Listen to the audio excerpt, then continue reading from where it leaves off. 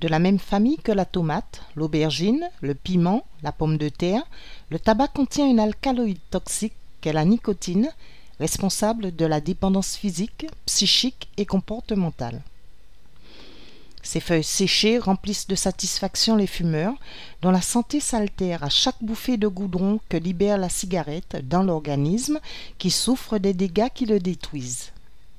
Il y en a en particulier au niveau cérébral, le cerveau, au niveau du cœur, cardiovasculaire, au niveau pulmonaire, les poumons, au niveau digestif, tout l'appareil œsophagien, bouche, langue, œsophage, estomac.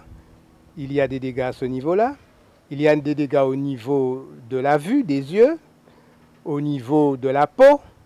Il y a des dégâts aussi au niveau de l'appareil génital, féminin comme masculin.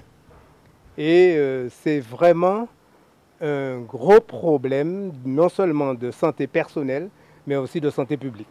Diverses méthodes ont été mises en place pour parer ce fléau.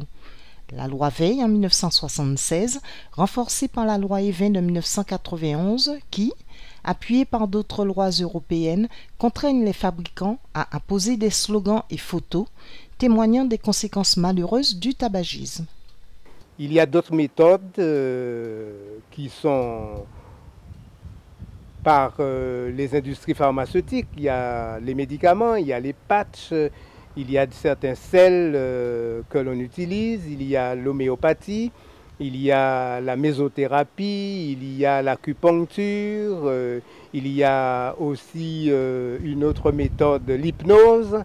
On peut se faire voir aussi d'autres spécialistes. Et nous avons une autre méthode que nous pratiquons depuis 1984, qui est la méthode de plan de 5 jours, qui met le fumeur en phase avec sa responsabilité psychologique, sa responsabilité physique et surtout sa responsabilité nutritionnelle.